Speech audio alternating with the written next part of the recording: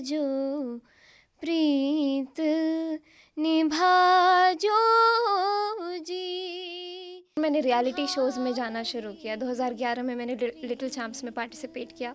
वहाँ पे काफ़ी दूर ही छट गई थी, टॉप 50 में ही छट गई थी। फिर इंडियन आइडल में गई मैं 2015 में, उसमें भी मैं टॉप 30 में आके छट गई थी। बहुत कमज़ोर हो गई थी कि मेरे लिए ये सब बना नहीं है। फिर 2017 में राइजिंग स्टार में गई और सोची अब हो गया तो ठीक है, नहीं हुआ तो अब मैं पढ़ाई लिखाई करूँगी, IAS वाइस बनूँगी, देश को संभालूँगी। मैं खुद को पहले आर्टिस्ट समझती हूँ, उसके बाद अब मैं खुद को एक आर्टिस्ट के साथ एक क्रिएटर भी समझने लगी हूँ, क्योंकि ये ओहदा हमको प्रधानमंत्री जी, जो देश के जो सबसे इन्फ्लुएंशियल जो पर्सन है, उन्होंने हमें ये दर्जा दिया है। एक गाड़ी चल पड़ी है जो कि प्रधानमंत्री जी ने उसको पुश किया है।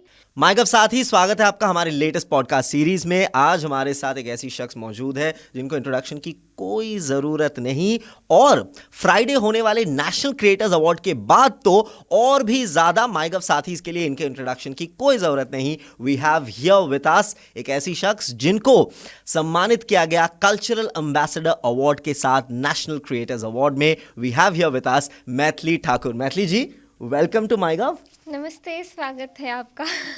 मैथिली जी, सबसे पहले तो आप मुझे बताइए कि गवर्नमेंट ऑफ इंडिया के साथ ऑर्गेनाइज किया था नेशनल क्रिएटर्स अवार्ड, और अब आप माइगव के इस पॉडकास्ट पे हैं, माइगव साथीज के साथ आपकी बातचीत होगी, तो कैसी है आप और कैसा लग रहा? बहुत अच्छी हूँ मैं, और मुझे बहुत अच्छा लग रहा है। शुरू के 3 दिन कुछ एहसास नहीं हो रहा था कि हो क्या रहा है, और स्पेशली जिस दिन अवार्ड मिला उस दिन भी हड़दड़ इतना ज़्यादा हो रहा था कि एक नम स्टेट में थे हम कि अच्छा अवार्ड मिला है और इतने लोगों को अवार्ड मिला है, बहुत अच्छी बात है। प्रधानमंत्री जी के साथ फ़ोटो वीडियो सब हो गया, बातचीत हो गई, ये भी एक सपने जैसा लग रहा था। लेकिन धीरे करके अभी कुछ दिन बीते हैं तो वो फील हो रहा है कि हाँ कुछ हुआ, अभी बहुत बड़ा कुछ हुआ, तो बहुत अच्छा लग रहा है। बड़ा तो था, देश में पहली बार, इनफैक्ट दुनिया में पहली बार नेशनल अवार्ड क्रिएटर्स के लिए, जहां आपको मिला कल्चरल एम्बेसडर अवार्ड। सबसे पहले तो एक बार फिर से कॉन्ग्रेचुलेशंस। और आप ज़रा बताइए, आपने छोटे में तो कहा, लेकिन ज़रा आप विस्तार में बता सकती है हमारे माइगव साथीज को, अपने फैंस को जो इतने हैं, कि नेशनल क्रिएटर्स अवार्ड में आपका एक्सपीरियंस कैसा था? हमको 3 दिन पहले पता चला कि मेरा नाम नॉमिनेटेड है, और मैंने सोशल मीडिया पे ये चीज़ों को डालना शुरू किया कि आप सभी मेरे लिए वोट करिए। मैं ऐसी थी कि वोट अवार्ड मिल गया तो भी ठीक है, नहीं मिला तो भी ठीक है, लेकिन नॉमिनेटेड होना ही बहुत बड़ी बात थी कि इतने लाखों के लाखों क्रिएटर में हमको भी वो स्थान दिया गया, वो भी कल्चर एम्बेसडर के लिए मुझे नॉमिनेट किया गया, तो ये मेरे लिए इतना ही काफ़ी था। लेकिन धीरे करके उम्मीदें बढ़ती गई, जब लोग इतने सारे लोग मैसेज करने लगे कि आपको मिलेगा, हम आपके लिए वोट कर रहे हैं। तो जिस दिन अवार्ड वाला दिन था, उस दिन जब हम लोग वेन्यू पे पहुँचे, मुझे लगा कि बहुत सिलेक्टेड लोग होंगे, क्योंकि PM प्रोटोकॉल ये सब बहुत भारी साउंड करता है कि प्रधानमंत्री आ रहे हैं, तो बहुत कुछ तामझाम होगा, और उसके साथ हमको एंटर कैसे करेंगे वो भी नहीं हमको मालूम था। वहाँ पहुँच के देखिए तो सबके हाथ में फ़ोन है, ये हम पहुँच गए हैं नेशनल क्रिएटर्स अवार्ड में। इतने सारे लोग जिनको हम इंस्टाग्राम पे स्क्रॉल करते करते देखते थे, सब चेहरे सामने में थे, और मुझे लगा कि बाप रे, आज क्या होने वाला है। जब हम अंदर घुसे और समय था 10:30 बजे प्रधानमंत्री जी आ जाएंगे, और वो एग्जैक्ट टाइम पे आ गए। ये भी बहुत बड़ी बात है, क्योंकि हम ऐसा सोच रहे थे 10:30 तो बोल रहे हैं, 12 बजे तक वो आएंगे। तो प्रधानमंत्री जी हमेशा टाइम पे आते, टाइम से पहले आते हैं। वही टाइम से पहले ही उनका आना हुआ, और इस बीच में इतने सारे लोगों को मैं देख रही, मैं तो ऑलरेडी एक हवा में थी कि सब लोग सामने हैं मेरे।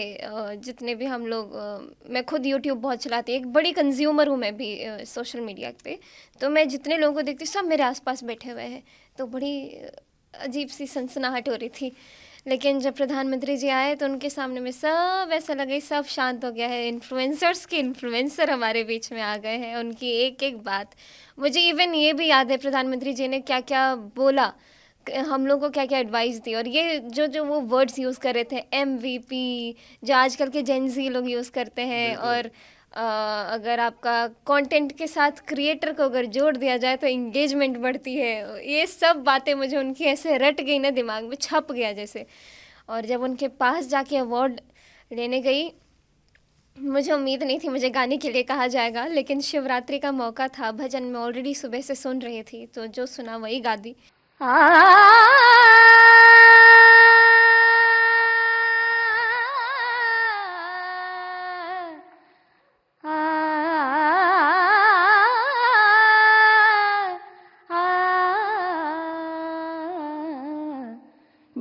डिमिक डिमिक डमरू कर बाजे, प्रेम मगन नाचे भोला भोला।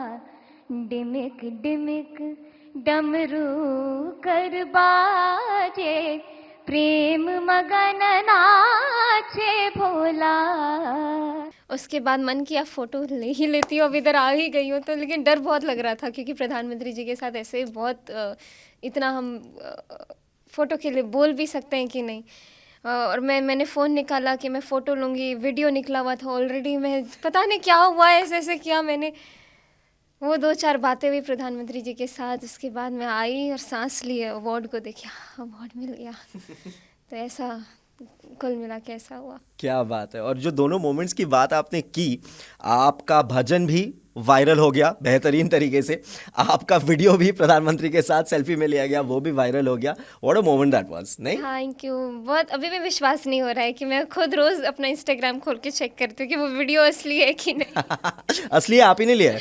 चलिए, मैथिली, आपने कहा कि आप खुद बहुत बड़ी कंज्यूमर भी है, तो आप फिलहाल you are a star creator, लोग इतना प्यार करते हैं आपसे, लेकिन इसकी जर्नी ज़रूर शुरू हुई होगी कहीं से। तो ज़रा आपकी जर्नी संगीत के प्रति, गाने के प्रति आपका जो प्यार है, जो लगाव है, इसकी जर्नी कहाँ से शुरू हुई, कंटेंट क्रिएशन की जर्नी कहाँ से शुरू हुई, ये ज़रा हमारे माईगव साथी को बताइए। कंटेंट क्रिएशन की जर्नी 2017 के बाद मैंने शुरू की, लेकिन मैं बहुत छोटी थी, मैं 2000 में पैदा हुई हूँ। और उस समय से मैं शुरुआत के अपने जीवन के 7-8 साल मैंने अपने गांव में अपने ग्रैंड पेरेंट्स के साथ बिताया है। और बहुत ही बड़ा परिवार है, मतलब कि जो खाएंगे वो शाम को खेत से मैं खुद ही तोड़ के भिंडी लाती थी और वही बनता था घर अरे में। वाह। इस प्रकार से हम लोग का रहन सहन था वहाँ पे। और दिन रात भजन कीर्तन, अष्टयाम होता है जो 24 घंटे चलता रहता है, नाम धुन संकीर्तन चलते ही रहता था। हफ्ते में 2 दिन तो ऐसा था कि सुबह से रात, रात से सुबह हो रही है, मतलब हम लोग सिर्फ नाम धुन संकीर्तन, मतलब बहुत ही ज़्यादा धार्मिक परिवार से मैं आती हूँ। और दादाजी जब भी सामने उनके ऐसे, अगर मैं उनके सामने बैठे तो 1000 बार बोलो सीताराम सीताराम सीताराम सीताराम ऐसे उंगली पे गिनवाते थे कि ताकि मैं लग जाऊँ इस चीज़ में। तो वहीं से सीखी, वहीं से मुझे खुद याद नहीं कि मैंने गाना कैसे सीख लिया या फिर कैसे हारमोनियम बजाना सीख लिया। 4 साल की थी मैं, सब बजा सकती थी हारमोनियम पे उस 4 समय। साल की उम्र में? हाँ। और हिंदी मैंने मुंह से बोलना ही शुरू किया था, मैथिली भाषा में बोलना शुरू किया था, उसके साथ साथ मैंने गाना भी शुरू कर दिया था। क्या बात। तो जब मैं 7-8 साल की हुई तब मुझे पापा दिल्ली लेके आए, क्योंकि उनको पोटेंशियल दिखा मुझ में कुछ, और दिल्ली लेके आए। तब यहाँ पे मुझे लगा कि यहाँ तो दुनिया ही अलग है, यहाँ पे तो कोई ऐसा कीर्तन और ये सब दिख ही नहीं रहा, और जो कर रहे हैं सिर्फ बूढ़े लोग कीर्तन कर रहे हैं, सिर्फ उन्हीं के लिए है, बच्चे लोगों को कोई लेना देना नहीं है इससे, और यहाँ पे मैथिली भाषा कोई जानता ही नहीं है। तो बड़ी दिक्कत थी। मैंने हिंदी बोलना सीखा। उसके बाद मैं 7 साल की थी और मेरा 5वीं कक्षा में एडमिशन करा दिया, क्योंकि वो मेरिट बेस्ड एग्ज़ाम दे करके मुझे 5th में एडमिशन करा दिया। अब 5वीं पास तो कर ली, लेकिन 6ठी के लिए दूसरे स्कूल में जाना पड़ता। मैं गवर्नमेंट स्कूल से पढ़ी थी उस समय। तो 6ठी वालों ने बोला कि अभी ये बहुत छोटी है, 8 साल की है, 6ठी में नहीं एडमिशन कर सकते हैं। तो मैं फिर 5 साल वेट किया और फिर से मैंने 5 साल के बाद 5वीं में एडमिशन लिया। अच्छा। तो ऐसा हुआ। मेरी स्कूलिंग भी, कि मुझे कुछ समझ ही नहीं आ रहा है कि मेरे साथ क्या क्या हुआ इस ज़िंदगी में। लेकिन हमारे बिहार वाले बच्चों के लिए क्या है ना कि मैथ्स और इंग्लिश इसको पढ़ना ज़रूरी है, बाकी सब अपने आप हो जाएगा। तो मैथ्स में अलजेब्रा स्पेशली, मैं 6-7 साल की थी और मुझे अलजेब्रा सॉल्व करने के लिए बुक्स ला के देते थे पापा। और इंग्लिश में ग्रामर ठीक होना चाहिए, बोलना आए ना आए लेकिन लिखना बहुत अच्छा होता है। तो ये हमारी कुछ खास बात है बिहार के बच्चे की। तो ऐसा ही कुछ हुआ, ये जर्नी हुई। फिर मैंने रियलिटी शोज़ में जाना शुरू किया। 2011 में मैंने लिटिल चैम्प्स में पार्टिसिपेट किया। वहाँ पे काफ़ी दूर ही छट गई थी, टॉप 50 में ही छट गई थी। फिर इंडियन आइडल में गई मैं 2015 में, उसमें भी मैं टॉप 30 में आके छट गई थी। बहुत कमज़ोर हो गई थी कि मेरे लिए ये सब बना नहीं है। फिर 2017 में राइजिंग स्टार में गई और सोची अब हो गया तो ठीक है, नहीं हुआ तो अब मैं पढ़ाई लिखाई करूँगी, IAS वाइस बनूँगी, देश को संभालूँगी। तो 2017 में ऐसा हुआ कि मैं रनर अप तक चली गई, टॉप 2 तक चली गई, और लोगों ने बिल्कुल बहुत सारा प्यार दिया, दुनिया बदल गई। जो लोग हमारे आसपास भी नहीं थे और वो लोग सब आकर के हमारे साथ जुड़ गए कि हम आपके चाचा हैं, हम आपके बहुत रिश्तेदार ऑफेंड हो जाएंगे, लेकिन बट बहुत बहुत ऐसे हमारे रिश्तेदार बन गए हमारे उस समय पे। काफ़ी सारे लोगों का बहुत सारा प्यार मिला, लेकिन स्ट्रगल भी बहुत होता था। जब तक रियलिटी शो में नहीं गई थी तब तक, उससे पहले ये था कि पापा को बोला जाता था कि बेटी को गंवाते हैं, ये कैसा है, ये है वो है। और हम तो चौकी जागरण इस समय पापा मुझे इसीलिए ले जाते थे ताकि मेरा स्टेज फियर टूटे, और फिर मैं जब लोगों के सामने जाऊँ तो मैं धड़ल्ले से गा पाऊँ।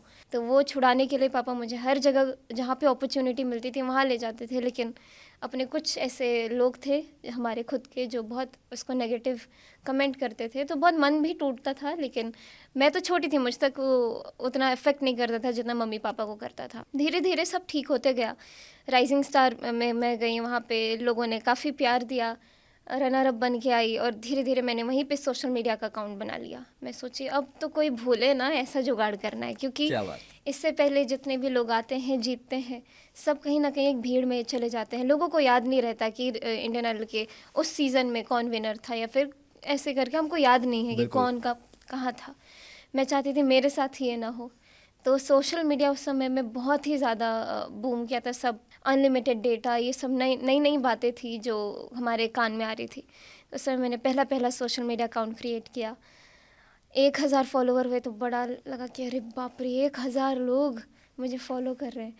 फिर धीरे धीरे करके वो 1000, 10,000, 50,000 ऐसे ऐसे लोग जुड़ते गए। फिर मैंने सोचा अब क्या होगा, अब तो मैं टीवी पे भी नहीं आती, अब लोग मुझे कैसे ढूंढेंगे। तो मैंने सोचा मैंने जो बचपन में सीखा है, जो लोग संगीत सीखा है, मुझे तो नहीं आता था गिटार और कीबोर्ड बजाना। हम तो बिल्कुल शास्त्रीय संगीत सीखते थे, तो हारमोनियम और भाई तबला बजाते थे। तो मैंने सोचा अब तो यही हमारा सहारा है, इसी से हमको सब करना है। तो मैंने घर में ही पंखा बंद करके, पर्दा वर्दा हटा के, थोड़ी लाइट आए, वीडियो एक स्मार्टफोन लेकर के मम्मी को बोलती थी अभी कुछ बर्तन वर्तन का काम मत करिएगा। क्या बात। तो ऐसे वीडियो बना करके उसको सीधे सीधे बिना कोई फ़िल्टर, बिना कोई महंगा माइक लिए, मतलब सीधे फ़ोन में रिकॉर्ड करते थे और उसको डालते जाते थे यूट्यूब पे। लोगों ने इतना उसको देखना शुरू किया, कमेंट करना शुरू किया, तो एक हिम्मत मिलते गई और वहीं से मेरी जर्नी शुरू हो गई। आपने कहा कि कंटेंट क्रिएशन की जर्नी इस तरह से शुरू हुई थी। हर एक बडिंग क्रिएटर इस बात से अग्री करेगा कि पंखा बंद, जिनके घर पे एसी है तो एसी स्टार्टिंग में चला के फिर एसी बंद, ताकि आवाज़ ना आए। तो जब तब आपने जिस तरह जर्नी शुरू की थी, आपने ऐसा कभी सोचा था कि ये 2017 अभी है, 6-7 साल के अंदर government of India national awards organise कर सकता है क्रिएटर्स के लिए? ऐसा कभी सोचा था, जहन में कभी आया था? नहीं, कभी नहीं। हमने तो शुरू इसीलिए किया था ताकि हमको लोग देखें और फिर उससे लोग हमें बुलाएं, और मतलब एक आर्थिक मदद मिले, इसके लिए हमने वो चीज़ शुरू की थी। और धीरे धीरे करके आपको मालूम है इन्फ्लुएंसर वर्ड आया, पहले ये वर्ड नहीं था। इन्फ्लुएंसर शब्द आया और उसका एक गलत मतलब जा रहा था कि अरे ये तो रील्स बनाते हैं, अरे ये तो वीडियोस बनाते हैं, अरे मतलब वो एक जॉब नहीं था, कुछ था ही नहीं, मतलब एक हवाबाजी थी लोगों की नज़र में कि ये तो कुछ है ही नहीं। और इसके अलावा तुम मेन काम क्या करते हो, मेन पढ़ाई क्या करते हो, मतलब ये ज़्यादा ज़रूरी होता था। और ये तो मतलब हम ज़ीरो समझते थे इसको, लेकिन ये नेशनल क्रिएटर अवार्ड ने इसको एक full time job, certified job घोषित कर दिया है। और जैसा कि प्रधानमंत्री जी ने इसको एक्नॉलेज किया कि 1 मैन आर्मी, एक इंसान अपना सोशल मीडिया पे जो प्रेजेंस है वो उसकी खुद की मेहनत है, मतलब तो ये सब चीज़ें सुन के मुझे बड़ी हिम्मत मिली।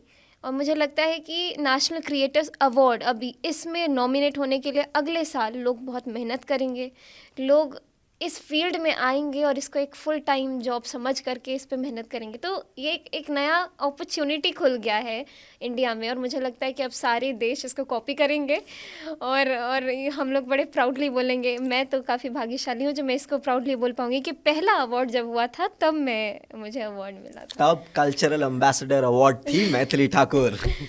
अच्छा मैथिली जी, आपने कहा कि 7 साल पहले क्या सीन था, अभी क्या सिचुएशन है, और आपने बिल्कुल सही कहा, क्योंकि आजकल भी ऐसा होता है, पहले तो ज़्यादा होता था कि कभी कभी खुद फैमिली मेम्बर्स कहते थे कि क्या फ़ोन पे हमेशा लगे रहते हो, क्या करते रहते हो, चलो ठीक है ये तो टाइम पास है, ये तो कुछ है, लेकिन मेन काम क्या।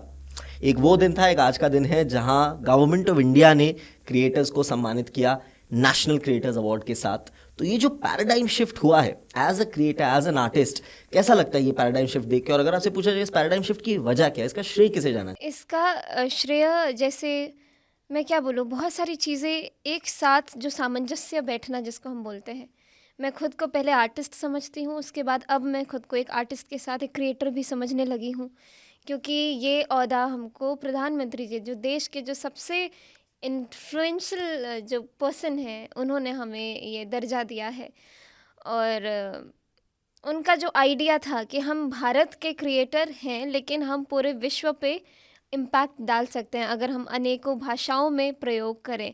जैसे उन्होंने बोला कि एआई के मदद से बहुत बड़ा ट्रांजिशन आ सकता है, और आजकल हम लोग बात करते हैं और उसकी भाषा भी बदल सकते हैं। खुद हमारे प्रधानमंत्री जी के इतने सारे वीडियोस हम जो एआई के वॉइस में सुनते हैं, तो ऐसा लगता है कि बहुत सारी अपॉर्चुनिटीज़ अभी अनलॉक करनी बाकी है। तो ये बड़ा फ्यूल मिल गया है हम लोगों को, और एक गाड़ी चल पड़ी है जो कि प्रधानमंत्री जी ने उसको पुश किया है। और अब ये देखते हैं हम कितनी दूर जा पाते हैं, और उनके आइडियाज़ अगर हम लोग इम्प्लीमेंट करना शुरू करें तब तो बात ही क्या होगी। मैं आपसे पूछना चाहता हूँ, ये जब आपने जर्नी शुरू की थी कंटेंट क्रिएशन की, तो ऐसा कुछ बिजार या ह्यूमरस या ऐसा कुछ आपने सुना था फैमिली मेम्बर्स से या दोस्तों से या जान पहचान वालों से, जो बहुत ही अजीब सा या बिजार सा था तब, और वही रिएक्शन अभी उन लोगों का आजकल क्या होता? मेरे साथ तो मैं ये बोलूँगी कि मेरे साथ सब कुछ बड़ा स्मूथ रहा, क्योंकि मैंने जो है अपनी मातृभाषा में, मैथिली भाषा में जो हमारे लोक संगीत है उसको उठा के परफॉर्म करना शुरू किया, और उससे काफ़ी सहायता हमको मिलने लगी, जो आर्थिक सहायता मिलने लगी। तो हमने धीरे धीरे फ़ोन अपग्रेड किया, माइक ख़रीद लिया, कॉलर माइक ख़रीद लिया। हमारे घर में कभी एसी नहीं हुआ करती थी 2017 तक, तो अब ऐसा एक घर खरीद लिया, उसमें एसी लगा दिया। तो ये सब जो था, मतलब ये सब एक सपने की तरह होता गया। मैं उस समय नहीं सोची थी कि मैं यहाँ पे बैठ पाऊँगी कभी, और कभी लोग मुझे इतना एक्नॉलेज करेंगे।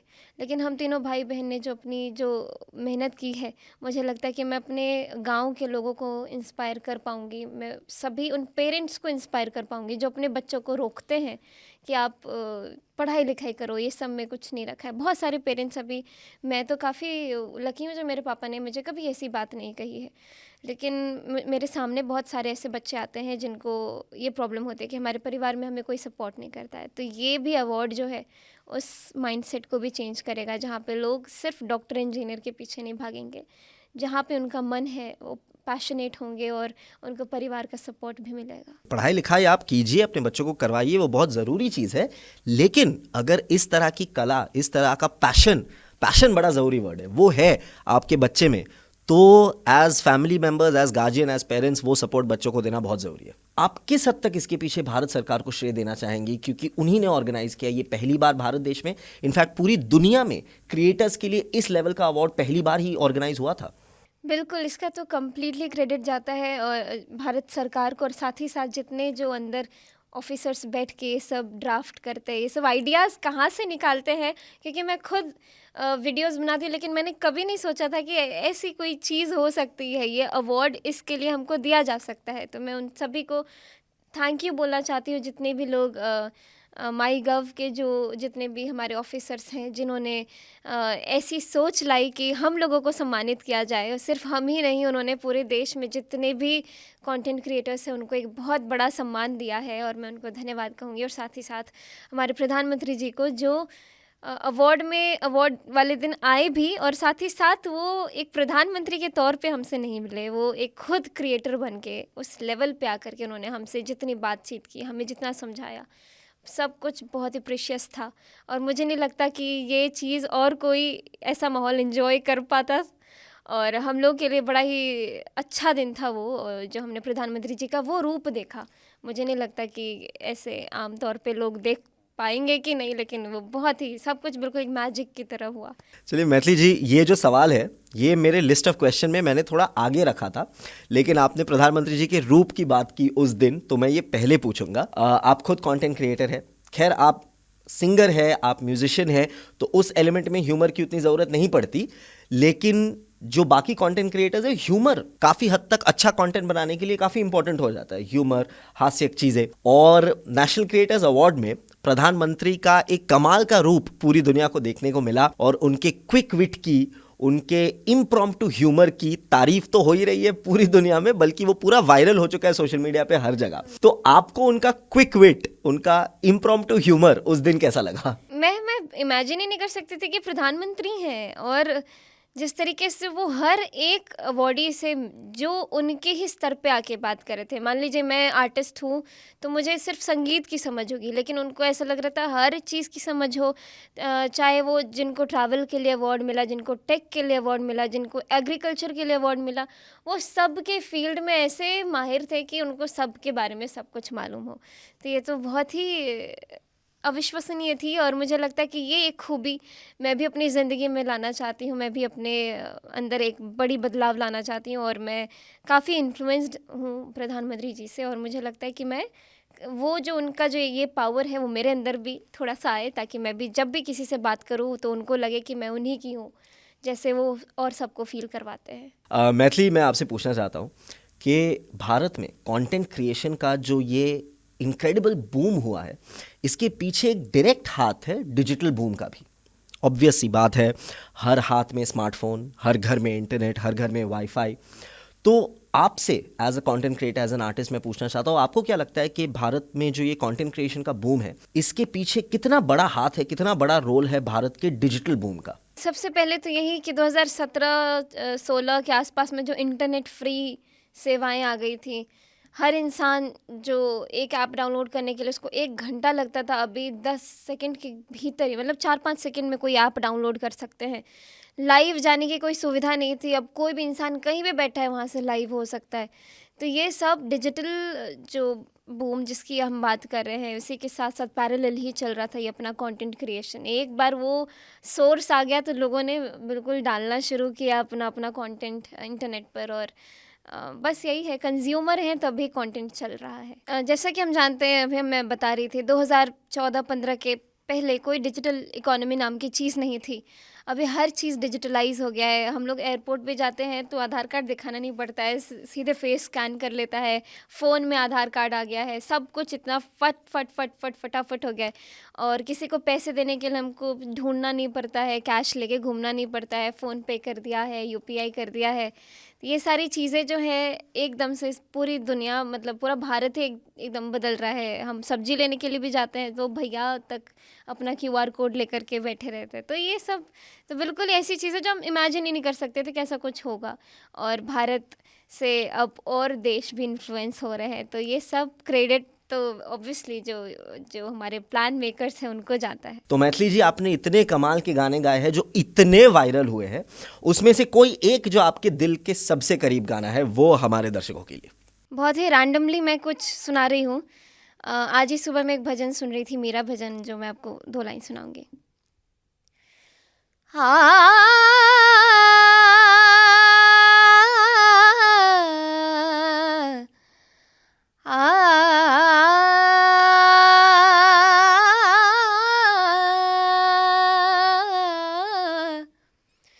हो सावरा म्हारी, हे सावरा म्हारी, प्रीत निभाजो, प्रीत निभाजो जी, म्हारी प्रीत निभाजो जी। ओ सावरा म्हारी, हे सावरा म्हारी, प्रीत निभाजो, प्रीत निभाजो जी, म्हारी प्रीत निभाजो जी। Thank you. मुझे आई रियली गॉट गूज़बम्प्स। मुझे यकीन नहीं आ रहा कि मैं ये लाइव सुन रहा था। आपके आवाज़ में भगवान की इतनी बड़ी हाथ है कि उसकी कोई ज़रूरत नहीं। आप इतना खूबसूरत गाती है, इतना प्यारा गाती है। मैं आपसे एक सवाल पूछना चाहता हूँ मैथिली जी, कि दो चीज़ों का कमाल का मिश्रण आपने किया है। आप खुद क्रिएशन करती है यूट्यूब पे, इतनी पॉपुलर है आप गानों के साथ, अपने संगीत के साथ। वो एक डिजिटल इंडस्ट्री, वो एक न्यू अपकमिंग इंडस्ट्री हो गई, और उसका मिश्रण आपने किया है भारत के फोक म्यूजिक के साथ। अब आपको जिस तरह के कमेंट्स आते हैं यंगस्टर्स से, जो भी आपके इतने बड़े फैंस हो चुके हैं, आपके गाने सुन सुन के उनका कनेक्ट हो चुका है फोक म्यूजिक के साथ, तो ये सुनकर, ये देखकर आपको कैसा लगता है? मेरा एक लाइफ मोटो मैं कह सकूं, मैं सभी जितने भी एस्पायरिंग जो म्यूजिशियंस हैं, आर्टिस्ट्स हैं, उनको यही समझाना चाहती थी अपनी पूरी जर्नी से कि ज़रूरी नहीं है अगर आप सिंगर हो और आप मूवीज़ में गाओ तभी आपकी ज़िंदगी सफल है, तभी आप एक सिंगर बनो, ये बिल्कुल ज़रूरी नहीं है। मैंने अपनी ज़िंदगी से वो पार्ट बहुत ही दूर रखा है।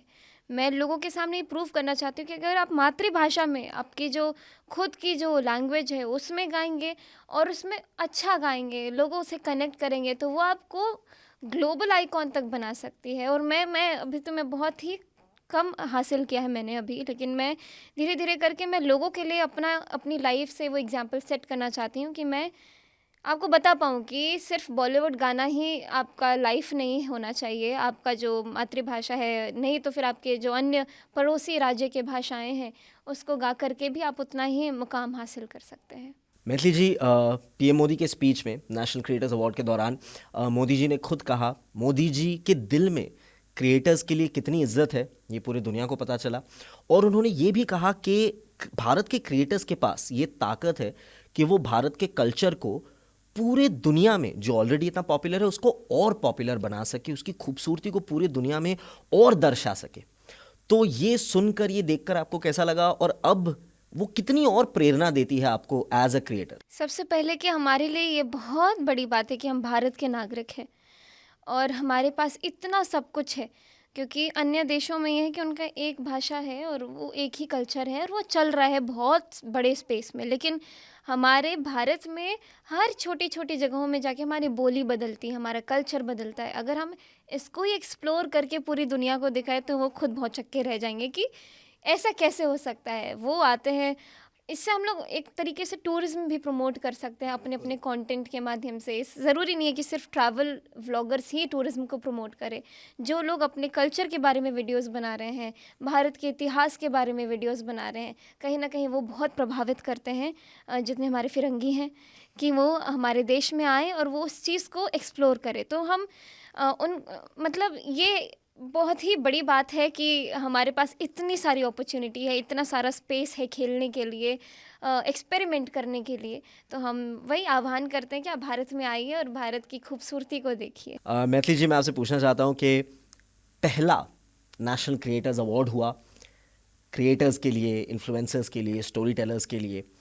आपको क्या लगता है कि, सोचिए अगर आपसे पूछा जाए कि 2017 की मैथिली के सामने अगर ऐसा कुछ हुआ होता तो वो कितनी इनकरेज्ड होती, यानी कि बडिंग क्रिएटर्स, बडिंग, चलो इन्फ्लुएंसर्स, बडिंग आर्टिस्ट्स, उनको कितनी प्रेरणा मिलेगी नेशनल क्रिएटर्स अवार्ड में आप सबको देख के, नेशनल क्रिएटर्स अवार्ड देख के? ये उनके लिए एक तरीके से एक रास्ता खुला है। जैसे कि हमारे सामने जब मैं सोशल मीडिया पे आई थी तो मेरे पास कोई ऐसा एग्जाम्पल नहीं था कि मैं, पापा बोलते थे लाइव फीचर होता है फेसबुक पे, वो देख के करो, तो क्या होता है उसमें। लेकिन मेरे आसपास कोई लाइव सेशन नहीं कर रहे थे उस समय पे। जो भी कर रहे थे तो आप जैसे लोग जो प्रॉपर व्यवस्थित ढंग से घर से बैठ के लाइव आना, ये बहुत ही ज़्यादा रेयर था। तो मेरे पास कोई ऑप्शन ही नहीं था कि मैं किन को देख के करूँ, लेकिन मैंने करना शुरू किया।